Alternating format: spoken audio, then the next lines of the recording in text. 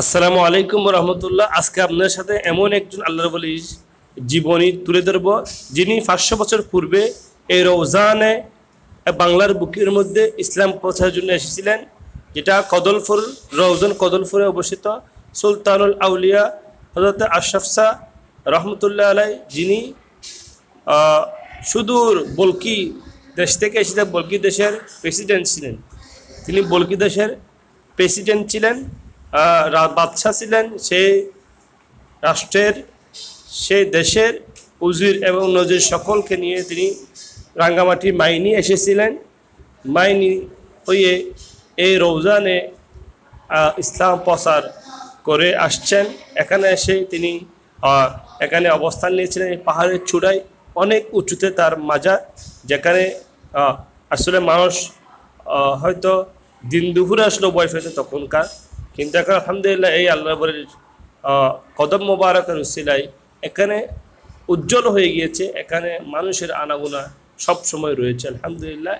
এখানে শাহিদ রয়েছেন হযরতে আবু শাহ রহমতুল্লাহ আলাই সহ আরও অনেকেই আলহামদুলিল্লাহ, যারা এই আল্লাহর ওলির সাথে এসেছিলেন, সফর করে আসছিলেন।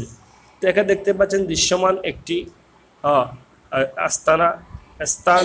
এখানে পার্শ্ববর্তী রয়েছে বিশাল একটি মসজিদ, যে আল্লাহর ওলির মাজারের পাশেই রয়েছে। এই মসজিদটি আউলিয়া জামে মসজিদ, বিশাল। এখানে রয়েছে আলহামদুলিল্লাহ দেখতে পাচ্ছেন এতিমখানা রয়েছে, আফজাখানা ও এতিমখানা, যেখানে রাত্র দিন ছেলেরা কোরআন তেলাওয়াত করে, হাফেজে কোরআন হয়।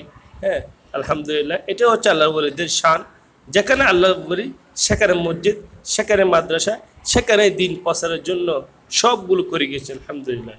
দেখতে পাচ্ছেন এটা পাশে মসজিদ, এবং পাশেই মসজিদের পাশে আফজাখানা, এর পাশে হযরতে সুলতানুল আউলিয়া আশরাফ শাহ বলকি রহমতুল্লাহ আলাই সাহিত্য রয়েছেন। চতুর্পাশে আমরা আলহামদুলিল্লাহ জিয়ারত করলাম। এখানে মিলাদ ক্যাম্পের মাধ্যমে আমরা মিলাদ ক্যাম্প করলাম প্রথমে। এরপরে আল্লামা ফির তরিকাত মুফতি কাজী মোহাম্মদ শাহিদ রহমান হাশিমি হুজুর কেবলা দোয়া মাধ্যমে আমরা জিয়ারত শেষ করছি। দেখতে পাচ্ছেন আলহামদুলিল্লাহ এখানে আমরা দোয়া করেছি, মুনাজাত পরিচালনা করছি, এবং বিকাল দুপুরের অর্থাৎ দুপুরের আমরা লাঞ্চ, দুপুরের খানা এখানে খেয়েছি, এখানে লাঞ্চ করছি। এখানে আওলাদ পাকের সাথে হুজুর কেবলা কথা বলছেন। দেখতে পাচ্ছেন এখানে তিনি বিভিন্ন দিক তুলে ধরতেছেন, কীভাবে এই সুলতান আশরাফ শাহ এখানে এসেছিলেন, দিক তুলে ধরছেন। এখানে এটা হচ্ছে আমার উত্তর মাদ্রাসার এতিমখানা, হেফজখানার শিক্ষক এবং ছাত্রগণ যার সাথে পরিচিত হয়েছে আলহামদুলিল্লাহ, অনেক ভালো লাগলো। তাদের এই পরিবেশ, মাজারের এই পরিবেশ, যে আলহামদুলিল্লাহ অনেক সুন্দর একটি মাজার, দৃশ্যমান মাজার।